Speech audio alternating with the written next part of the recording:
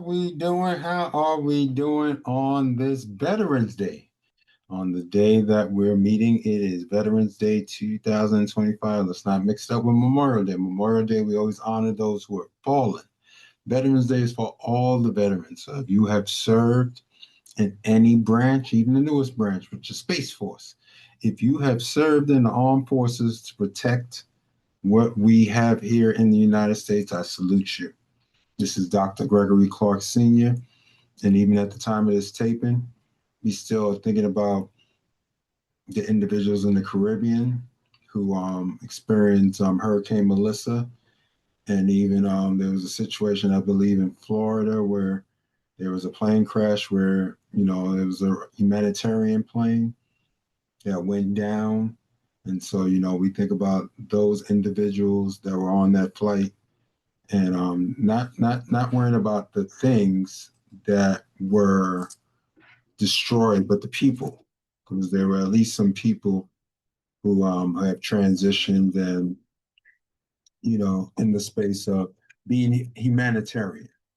And so we decided to always think about all families here, especially in this time frame. And the main conversation tonight is going to be about this ending of the shutdown, and can't wait to get a very good dialogue stimulated here tonight, because makes you wonder, did we waste the past 43 days?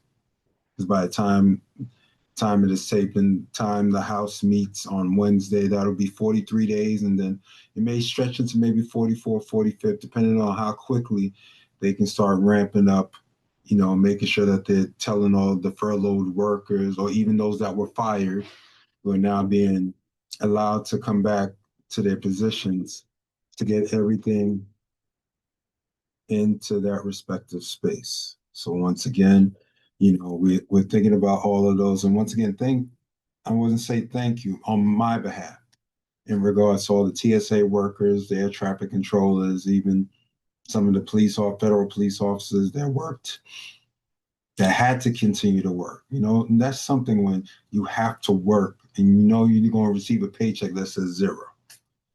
But that shows that you're giving yourself beyond the space of measure. And even though you're going to receive your restitution, it still makes people go through. But we're going to jump into that in a couple of seconds. So once again, let's start with greeting Mr. Dave Grinley. How's everything in your parts? How you doing, Doc? We're doing good. We're doing good. Can't wait to hear your thoughts about this. This is a very interesting season that seems to be coming to the end, but I'll have my own perspective, which I share as we get into dialogue. But it's great to hear your voice tonight. Thank you, sir. It's a little chilly southwest or southeast of you, but we're here. Well, you know what? Look, up here we got snow flurries, so you got to remember, you may be chilly, but we're a little chilly. Yeah, no, we're not. We're not gonna be measuring temperatures and all that. But it's great to have you here.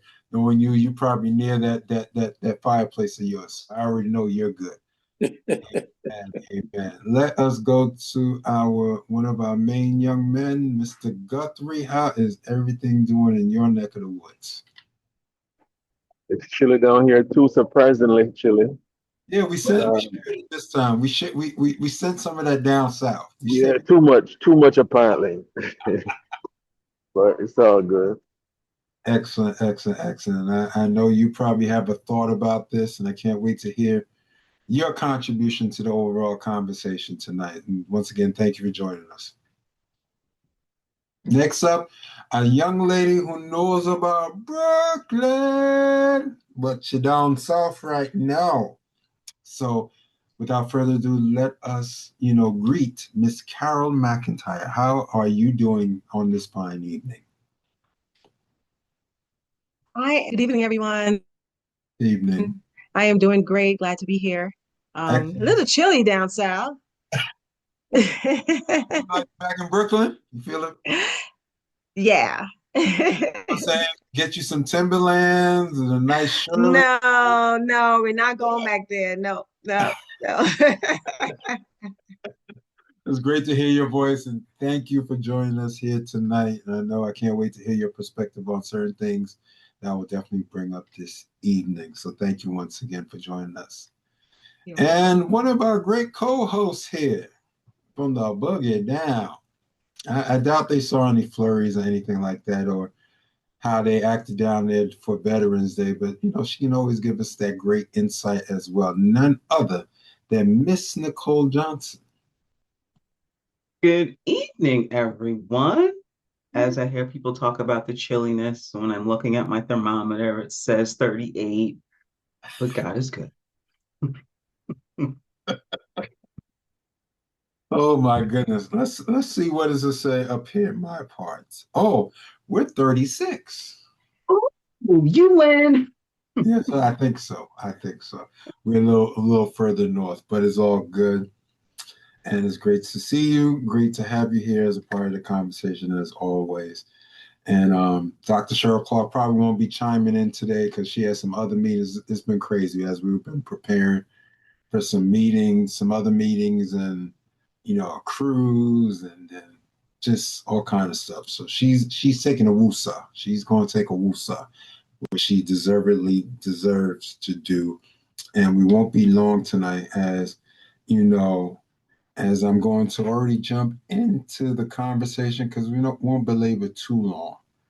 But it's just interesting from my perspective, how did we just waste the 6 weeks that this government was on shutdown? And then I'll probably share another, special thing that's happening in the whole situational world of the Comeback Collective Circle. Let's get this slideshow prepared. No. Excellent, excellent, excellent. So right now I'm going to ask Nicole if she can read this slide for us. Yes, I can. Well, yeah. The government reopens the November 2025 bipartisan deal. After a record-breaking 43-day federal shutdown, the Senate brokered a bipartisan compromise to restore government operations. More than 4,000 layoffs were reversed, strained federal services resumed, and the nation stepped back from the brink. Though the agreement sets the stage for a renewed budget debate in early 2026 by Dr. Gregory Clarke, Senior Demon. Thank you very much. Thank you very much. And see, that's probably one of the things I want to bring into the conversation and start to stimulate the conversation before I go to the next slide. This shutdown was precipitated by the Republicans refusing to even negotiate. And people would say, the Democrats did this or the Democrats did that. When that big, ugly bill passed, everyone rushed back. Mike Johnson, who's the Speaker of the House, rushed everyone in this for the vote because he knew he had barely enough votes to get it passed. So all of the tax cuts for those who are in the top, say, 5 to maybe even 10% of the population, the tax cuts of 2017 became law. They became more cemented. But that means if you're going to add more to the deficit, that means you got to cut something from over here. It's just basic economics that hopefully most of us have went through. And so it's like saying that, you make $5,000 a month and your expenses are $5,400. That means somewhere down the line, you have to figure out how to cut $400 in expenses because you can't continue to live like that. It's like you're always working just to not even be at level. You're always still below level. And that's how this United States government has been moving, especially since the 1970s, ever since this country got off the gold standard. Now, for those of us who have any thoughts before we go on to the next slide, how have either you been impacted or how have you seen the state of this country during this respective shutdown? And whoever wants to jump in first, you can open up your mic and just start sharing.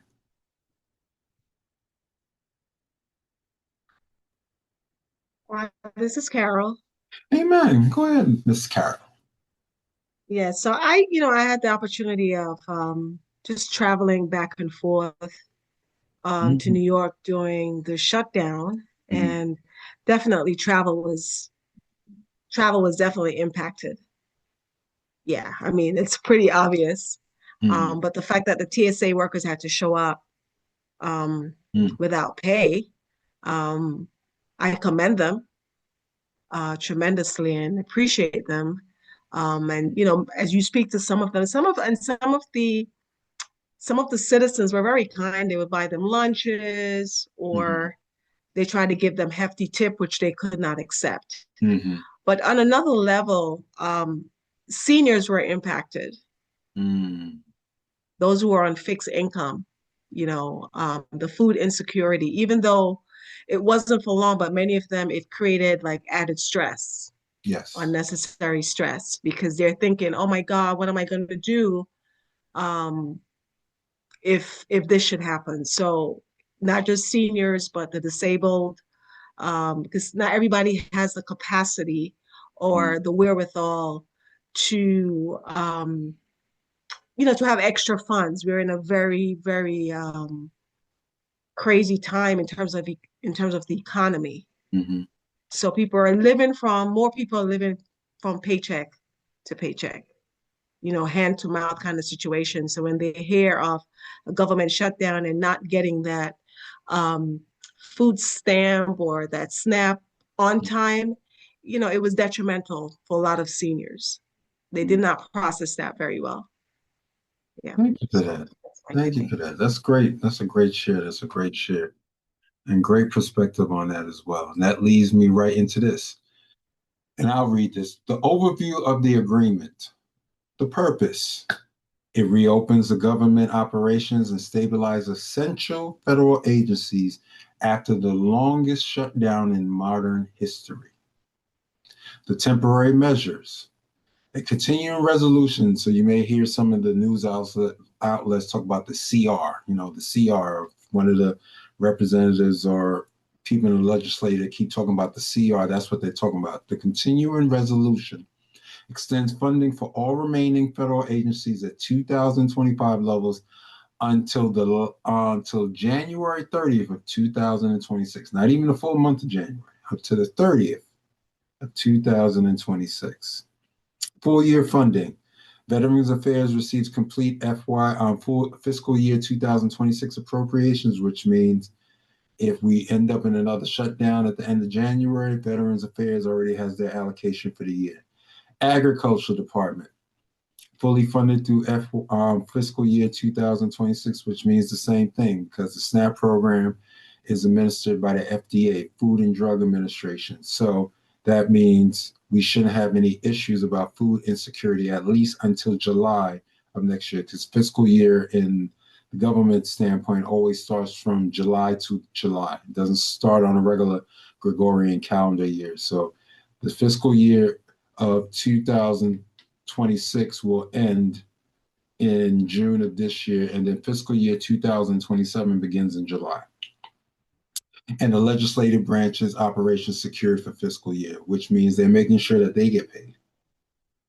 That means, you know, if stuff goes on, they know that their checks are secured at least until the end of June, which is interesting.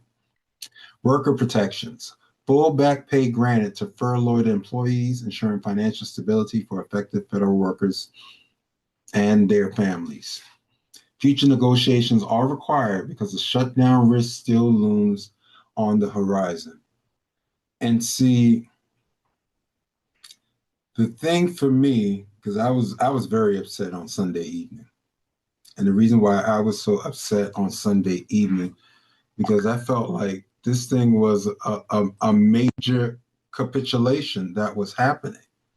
I mean, if you're going to put the country through a shutdown and show the herewithal that the Democrats had a backbone in regards to, you know, how we're moving as a country and recognizing that people are starting to get notices about what their healthcare costs will mean for them in 2026.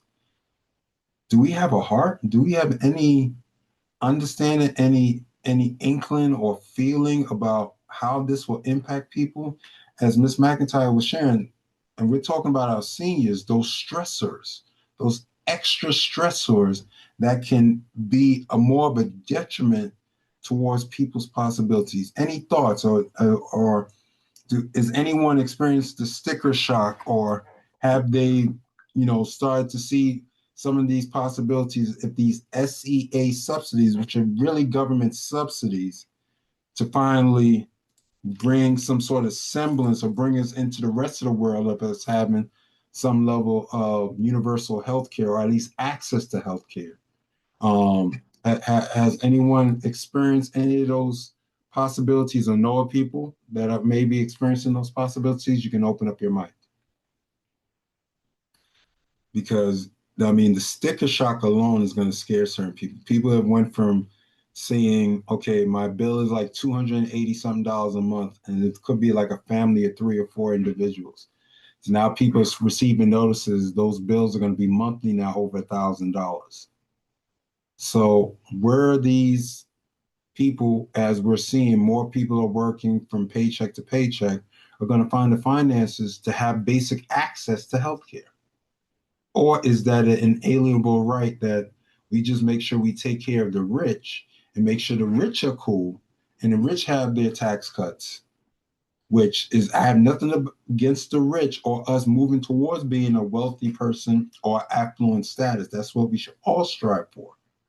But at the same time, when you have the ability to be in a space that you're receiving blessings, you should also reciprocate by sharing them. So any thoughts before we go back to the PowerPoint? Yeah, one thought. I haven't gotten my healthcare notice yet, but I just looked it up. And it says on average, health health insurance for the median household is going to be going up 18%.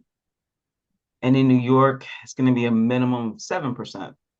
And it's kind of like for the benefits that we were receiving, the cost didn't match up. Mm. So it's like it's getting worse, which is unconscionable. It's the fact that the shut in my estimation, the shutdown happened because there was a choice of either you fund cutting health insurance so people can eat, Mm. so now we're ending the shutdown so people can eat, but they're not going to have any health insurance. So either you will get sick from starvation or sick from no access to health care. So it's like it was a waste of a shutdown. I'm complete. Yeah, that was one of the things that made me get very disturbed on Sunday evening, because I usually Sunday evenings I finally get a chance decompressing, getting ready for the week. Always watch a little football. I love my football, especially in the fall. And all of a sudden, I just saw my phone blowing up. It says, "Wait a minute, the Senate is about to have a bipartisan bill." I'm like, wait. We just saw, like, on Saturday how they were standing very, very vehemently, like, no, wait a minute, we have to fight for the people. They've shown it. This is not something hearsay or creating stories. Like, wait a minute.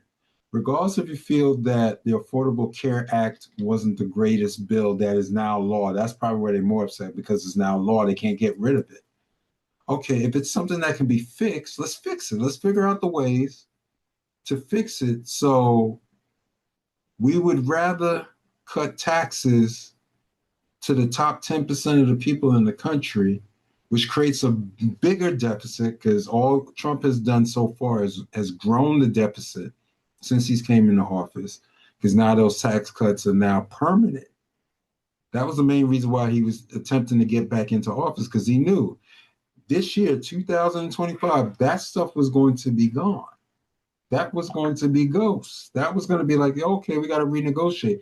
Okay, now it's time to reset these taxable rates. And, some of these people who've been blessed beyond measure will have to, kick some more into the kitty. And it's not something where all of a sudden it's going to bankrupt these people, but no, they're going to just pay more into the system. But yet and still, they raised up tariffs, which was in some ways a tax that we did not ask for, which forced prices to go up. And on top of that, people are starting to see the sticker shock of the remnants of this big, ugly bill in regards to how many people is going to kick off healthcare permanently, because we're not talking about the 12 to 14 million individuals that will lose coverage.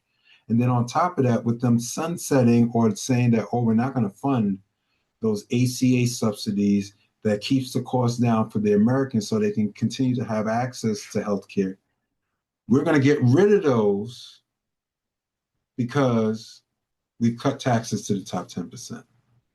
So I know from my standpoint, I'm going to continue to do the necessary things as an entrepreneur, which I would incline all of us to do, to make sure that we're doing what we need to do. If we desire to be in that space that we consider ourselves wealthy, leaving generational wealth, moving in a space of affluency, oh no, that should be part of your mandate, of course. It's not about here minimizing and playing a small life. But at the same time, even I recognize that if I'm blessed with more, I'd rather kick in some extra, because that means if everyone is comfortable, that's less of an opportunity of angst. There's less of an opportunity of feeling stressed out over how to pay for certain things. And the Republicans just don't care. And now that some of them are starting to see, like, wait a minute, I just realized I'm from the state of Georgia. This is going to hurt my people. Wait a minute, you didn't think about that when y'all voted for this bill. You didn't think what people kept saying that was in this bill was going to affect the blue states? Because most of the people who get SNAP are in the red states. Most of the people who signed up for the Affordable Care Act are in red states. If I'm not mistaken, Florida is one of the states that has one of the highest concentrations when you start to break it down about different states and those who have signed up for the program. And it's not just to focus on Florida, but I'm just saying, all these red states and all these people who voted red and, love to throw that hat on top of their head didn't recognize, man, were you voting against your own self-interest? And then finally, when it seemed like the Democrats had a backbone, well, we can't blame the House because the House didn't reopen up the shutdown. And it has nothing to do with not seeing people get their jobs back or to get resources. That's not my issue. My issue is that if you don't ever stand up to a bully's going to show you how to play themselves. And sometimes you got to step to a bully and show them that you have a backbone. And for once, at least for most of these 40 some odd days, it felt as if the Democrats were starting to have a backbone. To recognize, like, no, we need some guarantees. Y'all cut taxes for the rich. You gotta make sure y'all figure out how you going to make sure that the everyday person will get their not experience food insecurity, and make sure that they have at least some benefits and access to health care if we're going to be humans. But it makes you wonder, are we dealing with other humans? Any thoughts by anyone before I go back to the slide? And thank you, Ms. Johnson, as always. Ms. Johnson always gives us a plethora of great information. The administration sought to tie U.S. drug prices to the lowest prices paid in other developed countries. Some analysts note that these new MFs, most favored nation agreements, replace or weaken rebates. Net drug prices for Medicaid could increase. My God. Despite the intention, a report found that since Trump took office, the price of many prescription drugs increased. In one count, 688 different drugs had higher prices. So, Mr. Grindley, as a gentleman who gets, certain things to make sure you take care of yourself, how does that make you feel? Doc, sometimes you have to wonder what makes the guys who are in position to make these decisions, what makes them feel so safe? When the number of the poor gets big enough and they decide to visit some of their pain on these people who think they are immune, what is it going to look like? That I am just wondering at what point are we going to hit that tipping point where those who gave in so easily to this closing, to this paying for this thing that we've been holding out, that they've been holding out for what, 40 days or whatever the time is. Somebody's going to have to pay for a bad decision. And I don't think prayer going to help this. With all due respects to my position in the ministry, I think there are times when what I recall is that Jerusalem fell.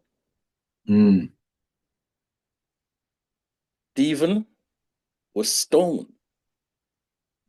I don't know if there's a lesson in there somewhere, but there's going to be a lot of hurting people out there.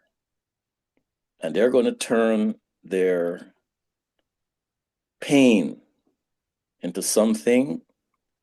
And I can't be pessimistic, or it was optimistic about the possible outcome, because when enough people feel pain, when men can't feed their children, when communities,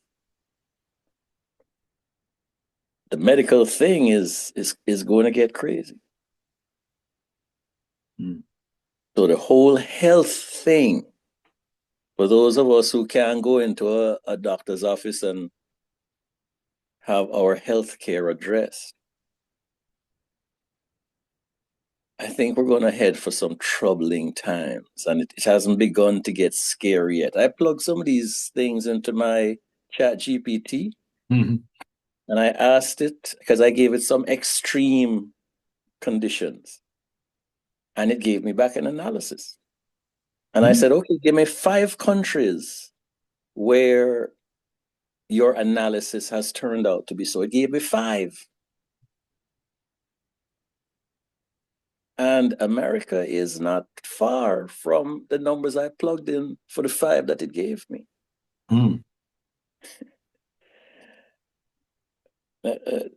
Let's just say it's difficult for me to be optimistic about what's up ahead, because we're all going to feel a kind of pain we never thought was possible in America. That's the scary part. You ever remember one time when in Russia the soldiers were in the street begging for money? Jesus. Well, go ahead, Nicole. Yeah, listening to Dave speak reminded me of something I read earlier today about how you speak about it a lot, distraction. So people are concerned about, oh, he's taking our healthcare, he's taking our food, but he's like, no, I'm protecting you. What I'm also going to introduce is a 50-year mortgage. And I was reading that and I was like, wait a minute. They're like, well, but now everyone can buy a house. But I'm like, wait a minute. There's no supply. I'm not making enough money. I can't pay for my health insurance. I can't pay for food. But they're touting this and they're trying to get Freddie and Fannie Mac to cover it. And I'm like, how can I buy a house if I can't eat? I can't find a job to pay my basic bills. How can I not buy a house with a 50-year mortgage? Not a 30-year. Not a 30-year. But here's the thing. 20 years more of interest. If you can't take care of yourself physically with food or with healthcare, how can you live to pay off a 50-year mortgage? I am complete. It just jogged my memory because that's crazy. That just shows the negative herewithal of what is going on. And even as most businesses, everyone is tightening. Everyone is feeling this tightening. This is not like 5 years ago when it felt like money was just an ample supply, and Trump was just sending out people's checks and tripling unemployment And people didn't understand. And that's when we were cautioning people, even in 2020. And it was like some of us who have some economic sense kept saying, it says, okay, I understand you have to stimulate the economy because you may have asked people not to interact so we can tamp down this virus. But it's like going into a restaurant, ordering everything on the menu, and then the bill comes and everyone is looking at we're all and it's like all of us who are in here right now, we start looking at each other like, okay, who's taking care of the bill? Aren't you taking care of it? No, you're taking care of it. No, you no.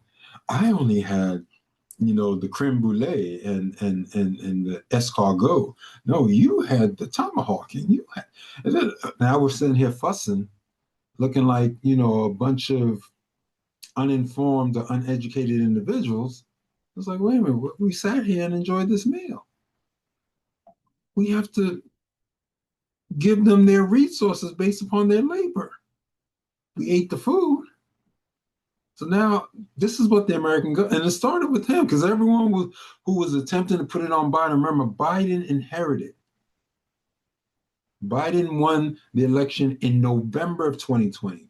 We're not talking about all the foolishness that began late 2019 when they knew about what was going on, some virus and people were feeling sick. Because I remember I was still teaching in the school system. And I remember there was a day where half the staff and half the kids didn't come into school. And this was not 2020. This was still 2019, late 2019. And everyone was sick. It was like 2 days I didn't go to work. And everyone felt the same way. It's like, yo, it's like, I just, something happened. It was just, all of a sudden, I just couldn't get out of bed. And then we found out, I was like, wait a minute, half the school? Half of our school in the Bronx. Kids didn't come to school. Teachers, administrators, half the school was out. And all of a sudden, we started hearing all these little grumblings about people feeling sick, New Rochelle, this, that, and the third, people coming from Europe. First, they wanted to blame it on Europe. Then all of a sudden, it became something from China, da, da, da, da. Next, here we go. March 16th is like, oh, shutdown. March 16, 2020, shutdown. Don't come into work. You teachers, take this. If you have a computer at home, already has access, great. Here's the computer anyway from DOE. You teaching your kids from home. So we have to recognize all of this is just still now some of the results of that season because the economy got overstimulated. Trump gave too much money out without recognizance. Then people, based upon the PPP loans and all the different things that people started to do a little bit of fraud or a little bit of pilfering and stuff got overstimulated. And the government was just handing out money, just checks, handing you stuff out. Okay, direct deposit, just handing out direct deposit. Okay, give us the account. We're going to put the money right in the account. You didn't have to go cash a check. Okay. You're using an electronic transfer system for its benefit. But now, you didn't think we had to pay the price? That we as a country or as citizens then eventually have to pay the price. And it's interesting that he claims he's a Republican, but he acts more or less just, well, we know he's not truly a Republican. He just, as he said out of his own mouth, he said, I would run as a Republican because they'll be dumb enough to elect me. These are things that this man has said. And all of a sudden, he must have really known or prophesied or really was very prophetic because this is what we're experiencing. So we're going to get back into this teaching and keep it moving.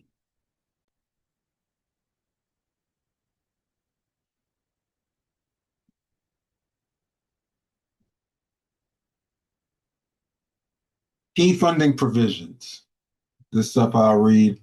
Veterans Affairs for fiscal year 2026, as we talked about before. So that means if you're a veteran, you know that your health care is going to be covered, benefits processing uninterrupted.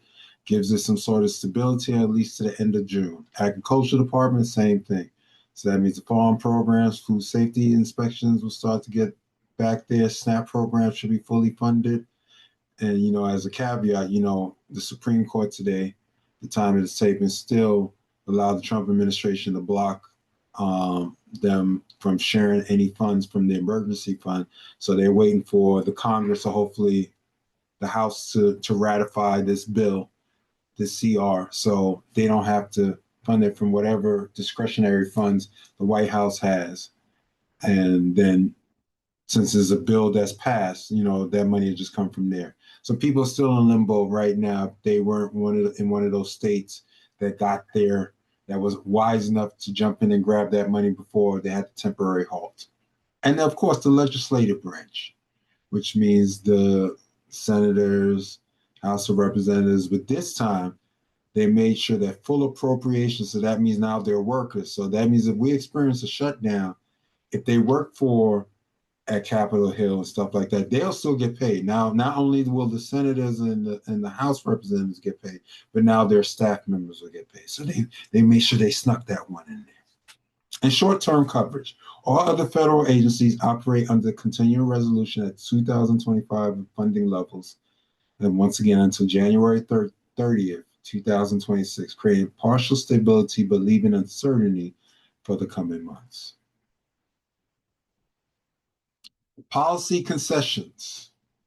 Worker protections restored, back pay authorization, and reversal of more than 4,000 federal layoffs, ensuring financial security for affected employees and their families during recovery from the prolonged shutdown. We're talking about 6 weeks in a situation where everything from grocery prices to, even relatively speaking, gas prices still haven't come down. They're pretty much on par to where they were, where Biden was even in. So even when he was trying to take credit for gas prices going down, gas prices are pretty much have leveled off to the levels that were even at towards the end of Biden. So that means we're still waiting for even gas prices to go down. Healthcare continuity. Extension of critical healthcare waivers through January 30th, 2026, providing temporary relief and maintaining access to essential medical services for vulnerable populations. Because this is where all those people in those red states didn't recognize that they were getting the foot in their behind. Because it's not just the suburbanites. Everyone loves to look for the Black woman or Hispanic woman to say, these are the people, or the illegals, or people who have crossed the border illegally. They're the ones that's gumming up the system. Lies. Most of the people who have access to SNAP and who have signed up for ACA are Caucasian. The proof is just in the data. It's not hearsay, but it always bothers me when they always look for a brown or a Black woman to ask, you get SNAP benefits. Can you tell us, how you gonna feed your family? And they want to catch them crying and emotional, and they have every right to be so. But don't try to make the conversation leaning towards a particular dynamic, which is not telling the full truth. Don't make it seem like it's Black and brown people are sitting there looking for food stamps. It's a lie. Most of the people who get food stamps are white. And tax credit vote pledge. This is the weird thing. Republican leadership committed to holding a vote on extending premium tax credits through passage, even though passage remains uncertain and depends on future coalition building efforts. The key takeaway, the agreement prioritized symbolic gestures and temporary fixes over substantive long-term healthcare and budget reform. So, Mr. Guthrie, when you hear this, what comes to your mind? As Mr. Gwinley said earlier, it's a very dangerous storm that is being prepared. And the attitude is being shown without a shadow of a doubt that the masses is not being considered in the decisions that are being made. And that's a very, very, very, very dangerous approach to life. And people are not being prioritized. Sure. Thank you for that. Democratic capitulations. This is where goes back to how I was feeling on Sunday evening. Say it again. Excuse me, I have a question. Go ahead. On the January 6th event, Come on. they invaded the Capitol. Yes, I like that word. When they invaded Washington, D.C., that's a perfect word. Yes. What was the color demographic? Because I keep seeing more Caucasian individuals in the footage that they show. Oh, it was about 98% Caucasian. You can't say that because there was some of us that were there. You know, we always have our Oreo cookies that got to be around. You know, black on the outside, white on the inside, and then you had some of those, you know, brown people who were also there.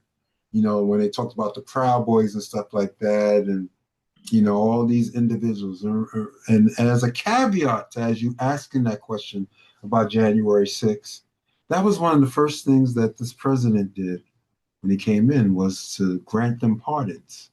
Just like the other day, we heard that he granted pardons to Rudy Giuliani and all the people who were sitting there spreading lies on people in Georgia and people across the country about their stealing the election. He done pardon all of them. All of them got pardoned. So it just lets you know that sometimes it's not so much that we can focus on the fact that sometimes, you know, skin folk ain't your kin folk, or maybe you need the complexion of protection. But that's what made this thing even more enraging to me Sunday night was that for once, not saying that the Democratic Party have treated us totally well, but for once, and that's where you start to look at those 8 senators like, wait a minute. You can't blame Hakeem Jeffries for this. It wasn't. Hakeem Jeffries have stayed on script. Y'all have this big ugly bill that we did not vote for, that the whole Democratic coalition didn't vote for, that squeaked by in the House by, I think it was only by 2 votes. That was a margin of getting that thing passed. And we're thinking about people who are wealthy, which is okay. I have no issue with that. Wealthy people want to keep more of their money. I got that. I'm going to make sure I become one of them. So it's not about cursing them. No one's cursing them. We're seeing what the government is doing, not cursing the wealthy. Because if the wealthy's not going to sit there and says, well, if you're going to cut my taxes, you tell me I have to pay less, you think I'm going to argue with you? No, that's common sense. Like, wait a minute, we're in a capitalist society. If you're saying I can pay less in taxes, it means I have the opportunity to make, you know, hundreds of millions or billions of dollars, and I still have to pay something. But you tell me I can pay even less? I think I'm gonna fight with you? No problem. I'll cut you a check to help you build a 90,000 square foot monstrosity that's bigger than the rest of the house. That's supposed to be the White House that belongs to the federal government, not to an individual. And so we must look at the fact that there have been a lot of things that you don't have to go under the surface. It's like you're doing this in our faces. Like we're dumb, but we're not dumb. And as you, Mr. Grinley, who asked the question, as Mr. Guthrie stated, that is so true. This is bubbling under the surface now, because now it's not really a black or white thing, or a black and brown or white thing. Now it's about, are we getting rid of the middle class? Are we creating a system where you're either going to have some level of fluency where if you know you're going to go grocery shopping and get like maybe 30 items and your bill is a couple of $100 and it doesn't bother you, or you're going to be that person who may be going into the grocery store looking to steal milk for your child because you can't afford it. So there's no middle. You either you got it or you don't got it, which kills the middle. So the major compromises, they dropped the demand, those 8 senators, when they capitulated, dropped the demand to block health insurance premium hikes affecting millions of Americans. Now, mind you, these are people who have just started to get these notices. So this is not something to say, oh, it's going to happen sometime 2000. No, they're getting the notices now because this is what the insurance companies are going to charge them because the health insurance subsidies, like we subsidize so many other things, are this particular administration has gutted it because they still mad at the fact that the Affordable Care Act was enacted during the first and only Black president of the United States. And it's just like the ignorance that we have said before. When people scream, I don't want no Obamacare, and want to call the man a monkey and all kind of other derogatory things, but as soon as yeah, I'm going to sign up for the Affordable Care Act. Like, oh, do you know that's the same thing? Idiot. So, and accept a short-term continuing resolution instead of pursuing multi-year budget stability. That's another thing that was so crazy about this. So basically, for all of us who are old enough, maybe Nicole may not be, but for most of us who remember Kick the Can, you play the game Kick the Can, you kicking the can a couple of months. We're in the middle of November. Not even kick the can to say if this was November of next year. Or maybe we're going to figure out how to have a continuing resolution so we really can figure out if that is a part of the ACA that needs to be fixed. Okay, let's get in a room and fix it. Stop. And you don't have anything that can replace it. Why you desire to get rid of this? Are you so mad that a Black man was able to finally get some level of health care for citizens of this country that y'all will do everything under the sun, under your power to weaken it? Without an alternative? You're not making any sense. Minority of Democrats cross party lines during final votes, fracturing caucus unity. That's the main thing. That's like saying if myself, Mr. Guthrie, and Mr. Grinley were all going somewhere and we're in a boat, and we in unity. Now, all three of us are in the boat and we don't play our part in the boat, make sure this boat is working properly. Then one of us I decide I'm going to say, no, I'm going to go over there with the ladies. Not saying that the ladies are bad or the ladies is doing anything, but now, you know what? My priority is I'm going to jump over there with the ladies. Like, wait a minute. So now what happened to our unity? What happened to our ability to stand up for something? What is the ability to recognize that you really have been given this position because you're here to represent citizens who may need some assistance? You forgot about them?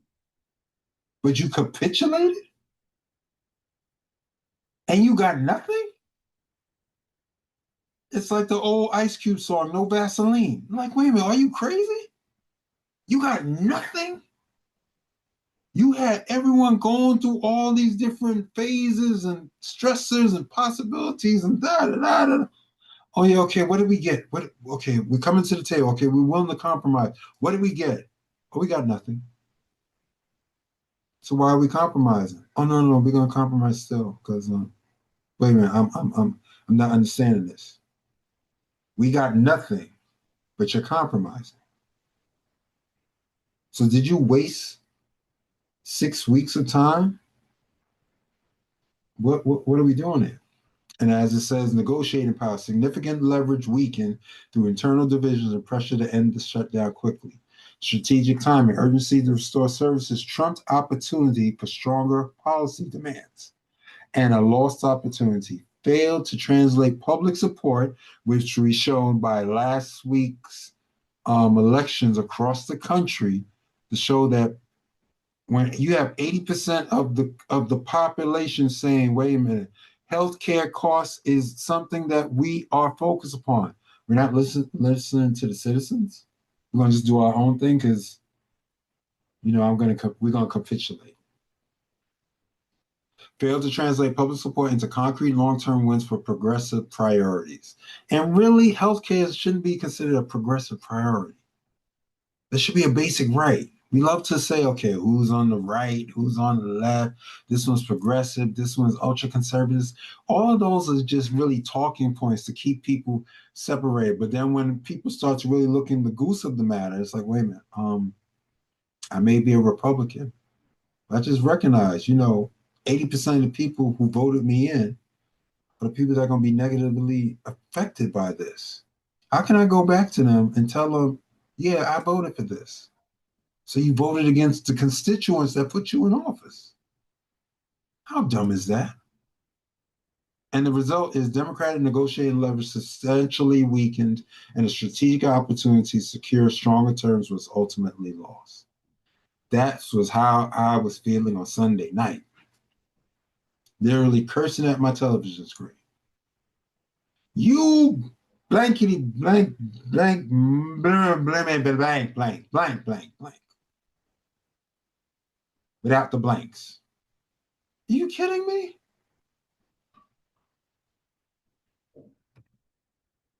It's just mind-boggling. They really are attempting to get rid of the middle class, or this alleged American dream that we're supposed to allegedly have. You know, you're going for that white picket fence, and you're going to become a homeowner, and you want to be a very definitive and strong part of your overall community. 50-year mortgages. Are you kidding me? Madness. Strategic analysis, political dynamics at play. Public opinion. Polling consistently showed the American public largely blamed the Republican leadership for the shutdown's duration and economic impact because it was their shutdown. They were playing their Project 2025 blueprint because everything that they've been doing has been definitively right out of that document. They wanted to weaken education. They desired to anything that was considered social services, to weaken those. Anything was about getting stronger borders, which I'm totally agree with. Yeah, I'm in agreement with stronger borders, but there's a difference of being still hospitable. I mean, you should have open borders, but at the same time, be hospitable.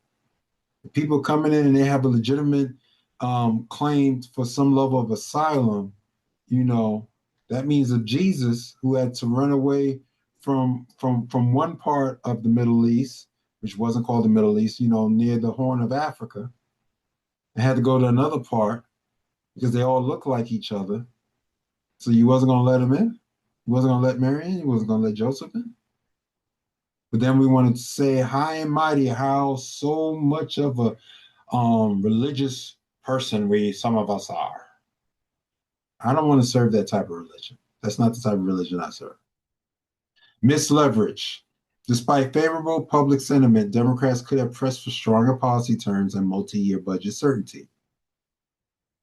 Internal division. Fractures within the Democratic caucus eroded perceived strength and reduced negotiating power at a critical moment. The expert perspective from a congressional budget analyst. This represents a missed opportunity to translate clear moral advantage and public support into meaningful, lasting policy gains. Speed was prioritized over substance. It reminds me of the story of, you know, the tortoise and the hare. The hare, of course, is faster than the tortoise. The hare was all about speed. Look how fast. And this and that. But as we know, the moral of that story is that the tortoise still won the race. The tortoise was still able to get the things that needed to be accomplished. It may have taken a little bit longer. It may have been a little bit more uncomfortable. It may have been a space that we may have all had to tighten our belts, but you can sit there and be like, wait a minute. We're doing this together because we're not allowing the few to screw the many. But when those senators, I can't even say the representatives, when those senators stepped out of line, it wasn't about not making sure the air traffic controls got their money, or TSA got their money, or the federal police and stuff like that. Some of those embedded essential workers get their money. No, everyone should get paid. This not about them. But we can't sit here and get nothing. That just doesn't fly. It doesn't make any good, not even common sense, just good sense whatsoever. Reactions across the spectrum. Progressive response, a complete betrayal of core principles and the communities we serve. Leadership prioritize political expediency over transformative change and long-term stability. So that means your AOCs, your Bernie Sanders, I don't want to jack up people's names. I know some of the people that they talked to, some of the ladies from that court, the progressive wing, any of the progressives, that was their response. And even though I don't consider myself a progressive, but I totally agree with them. Because after a while, you can't play the good cop against people who are willing to not play by the rules. The Republicans are not playing within the rules. But you are trying to stand there and act as if, oh, we're going to play the high moral ground. Sometimes you have to get down there, as Kendrick let us know. Sometimes you got to pop up and show. You got to pop out. Like, wait a minute, no. This ain't about me. It's about my children. It's about the people who I know that can benefit from this or may not be able to afford certain things. Are we thinking about ourselves or are we thinking about the whole thing? Because I remember I've been an entrepreneur for many years. And Trump, while he was the 45th president, enacted that tax break. And as an entrepreneur, as a business owner, I started to see towards 18 and 19 and the beginning of 20, like, okay, I can see how our taxes went down. But I know in 2020, when it was time to vote, is behind out.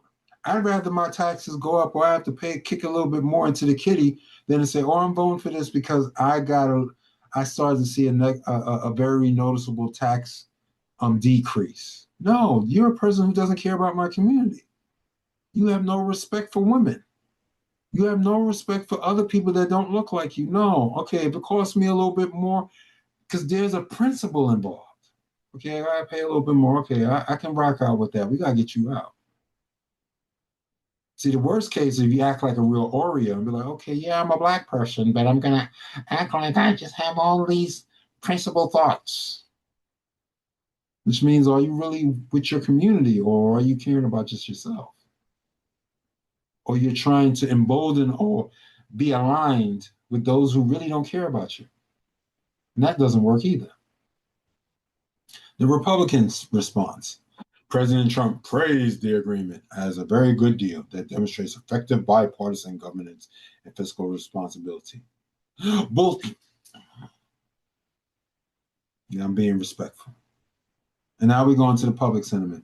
Americans expressed relief at the government's reopening while voicing deep frustration with leadership on both sides of the aisle.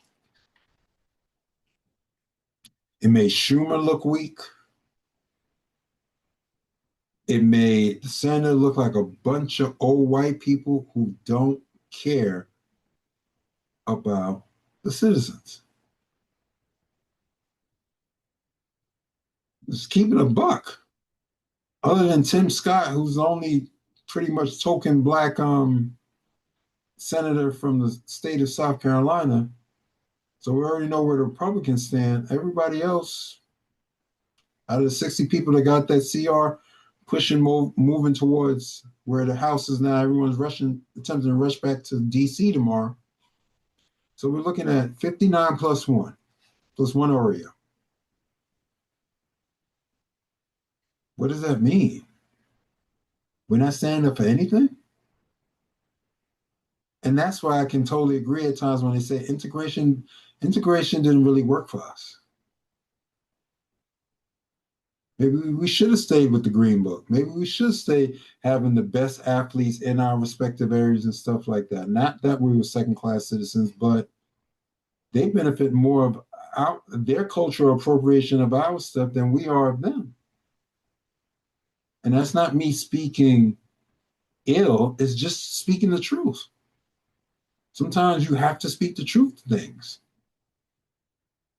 And the deal exposed fundamental tensions in American governance, the pressure for immediate solutions, as Nicole probably gonna laugh, versus the need for principled long-term policy development.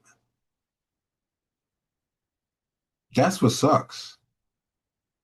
But I know I had to tighten up my belt because it's something that will benefit my community. And we all in this together and we start galvanizing regardless of the churches or the communities respective and the food banks and stuff like that. So yes, this is going to be pain. This is going to hurt. It's like sometimes getting the necessary surgery or going to the dentist that you may have to get some real work done on a root canal. It's going to be painful. But once the work is done, even though you didn't desire to experience the pain, you needed to go through it, because there will be some sort of resolution on the other side that you will benefit from. So, oh, that nerve is no longer bothering me. Thank you, God. He's walking around with a painful mouth. I got that root canal taken care of. And this was an opportunity for us to see, like, wait a minute, y'all really gonna stand up for Americans? Or is this just some, as you've proven it to show, some sort of song and dance that doesn't benefit anyone other than the people on the top, or the people who keep lobbying y'all, the people who keep opening up, super PACs for y'all, or, giving y'all discretionary funding that you're gonna, allegedly use for campaigning, or getting the free trip here and there to, whatever on someone's private jet. We got to think about this, and it's exposing a lot. And finally, reflection and discussion prompts: integrity versus expediency. What does accepting quick peace cost a movement's long-term integrity and ability to achieve transformative change? How do leaders balance immediate relief with principled stance? See, what happened last week Tuesday, across this country, was the American people started to wake up. And there was a certain level of momentum that the Democratic Party as a whole was starting to see, that the people were starting to wake up. So I said, wait a minute. We're not just talking about up in the Northeast. We're not talking about just in the West. We even saw some inroads in the South. The people were starting to get awoken and like, wait a minute, wait. You may have been throwing wolves over my eye, but now I'm starting to see, like, wait a minute, this is not really beneficial to me. Maybe we need to start getting some real individuals that's recognized, we got to push back against this. This is not sustainable. And in less than 5 days, you went from the euphoria of saying, okay, we got to keep chugging along. Yeah, midterms is next year, 2026. Let's keep the pressure on. Let's show these people who are not aligning with the American people, let everyone see who they are. And here we go. 8 people capitulate. Urgency versus leverage. When public pressure mounts for resolution, how can leaders effectively balance the urgency to act with maintaining negotiated leverage for better outcomes? I remember learning that in high school about proper debating, or the ability to recognize, how do you bargain? That's part of capitalism as well. You bargain. Do you create a scenario where it becomes a win-win situation? Where, of course, you want top dollar, but maybe you may not get top dollar. Maybe you may just get a 80 or 90% of what you're looking for, but that other person got what they're looking for. Now it becomes a win-win. Now you can at least be aligned together and be like, wait a minute, okay, I didn't try to get every single penny, but I got enough. If I'm doing what I'm supposed to do, I can still grow this to even something even greater, instead of just being a consumer and just spending. So it's just mind-boggling, especially where most of these people have a law background. When you start to really break down a lot of people who are in legislatures, not only at the federal level, but across the country, usually it starts with you recognizing and learning the law. And you're a lawyer, and you move on from there. If you decide you want to be a judge, move into politics. Faith and civic leadership. What lessons can faith-based and civic leaders draw about negotiation under intense pressure?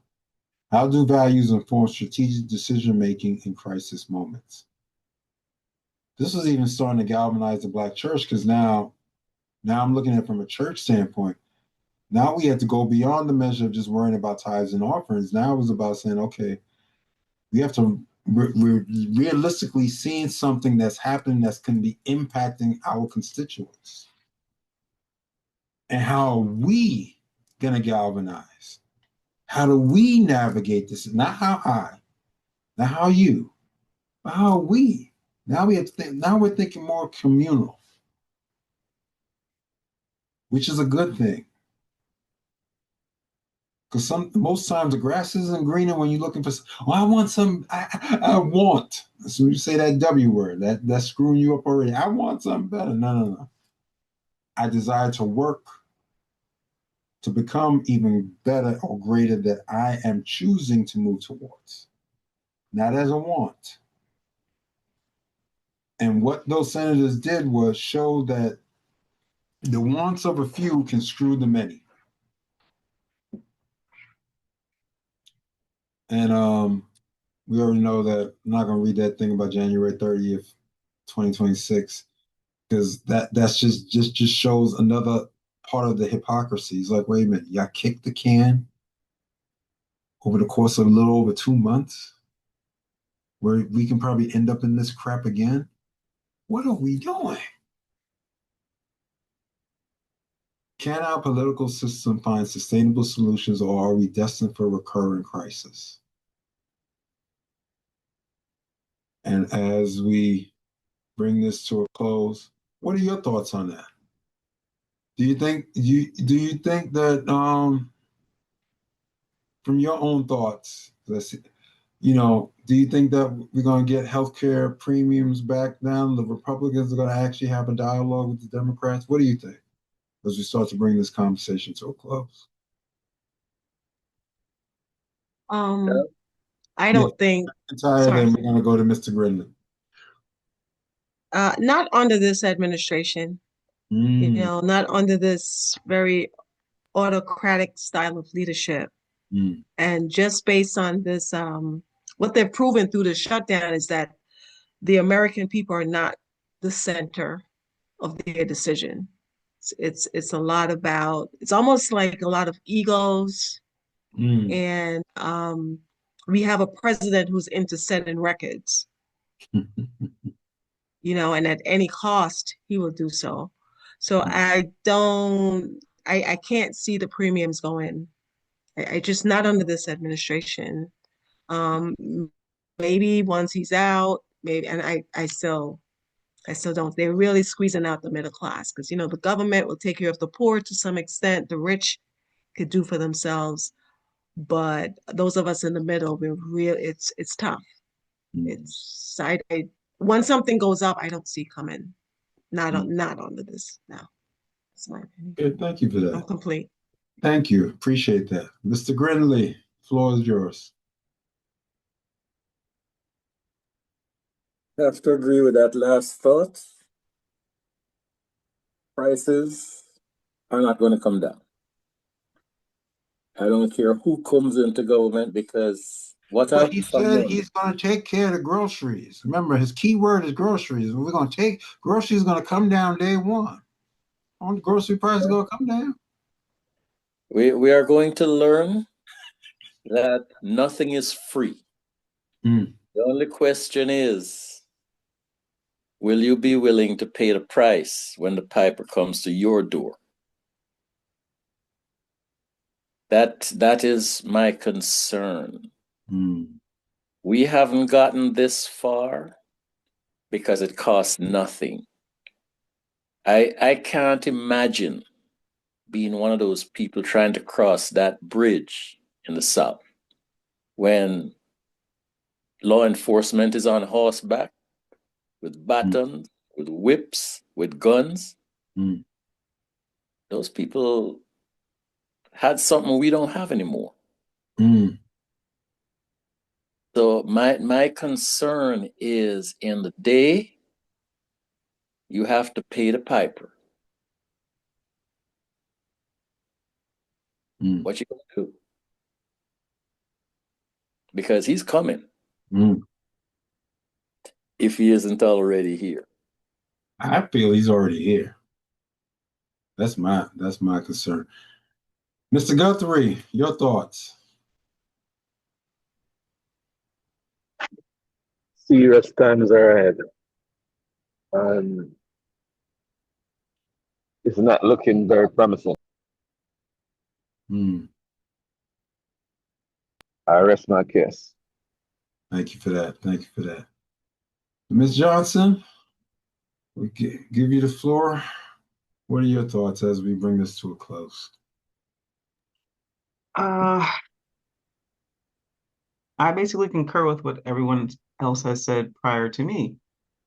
There's no advantage for him to fix the economy, bring costs down, or there's just no advantage because continuing on his current path, he's ensuring that his family has ties to the most, I don't want to say crooked, but lucrative situations that come about. So his only advantage is seeing that he is an older gentleman, is securing the legacy, the generational wealth that he's stolen from millions of people. He's guaranteeing that his family will not have that same fate. That's, yeah, I'm complete. Never even thought about it from that perspective. That's definitely a good way to sum up the conversation. And, as we fundamentally always talk about, the whole aspect of ontology. And might as well share this because we won't belabor long on this point. Where are we at? Where are we at? Where are we at? There we go.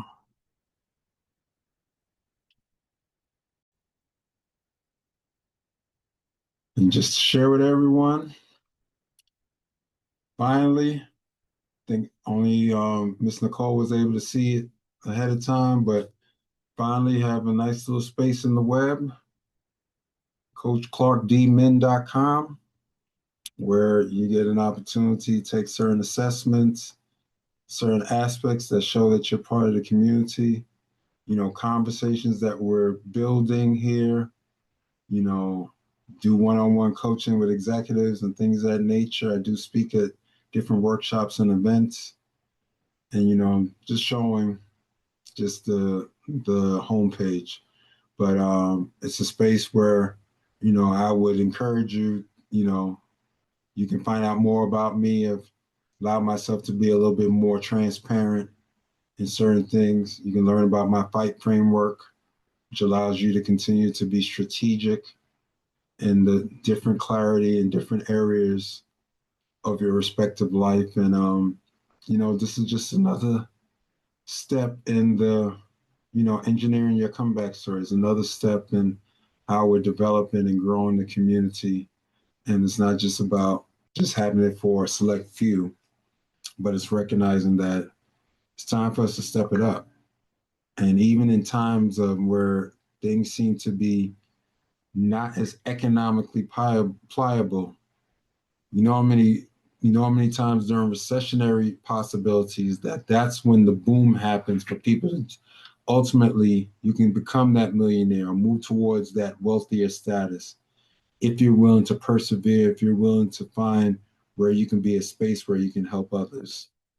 And so, the website is now live. It is open. Probably one of the first things you'll see when you go to the website, a pop-up will pop up, which invite you to take the assessment where, you get to see who you are and you get to see a little bit about yourself, which is a good thing. And so I encourage you and invite you to become even more entrenched as we continue to build this thing out. And the last thing I'll share tonight as we close is the different ways that you can support the platform, this Comeback Collective Circle. If you're doing it by a Cash App, $ Gregory Clarke D. Min. Doing it by a Venmo, same thing without the $, so Gregory Clarke D. Min. Or if you desire to be a blessing to the community via Zelle or PayPal, you can do it at esquire971@gmail.com. And so once again, until we meet up next week, Tuesday, for the same time, same space, continue blessings, continue to check on each other, continue to all of us. Let us remember those that may be a little bit less fortunate than us, even during this season, because they are playing a wicked game to attempt to squeeze the middle class. But as long as we continue to have faith, continue to recognize our own respective leadership, recognize our being, and recognize how we can handle our finances, there are possibilities to still grow. So until next week, you all be blessed. And I can't wait to hang out with you next week for the next Comeback Conversations. Have a great week. Take care, Doc. Amen.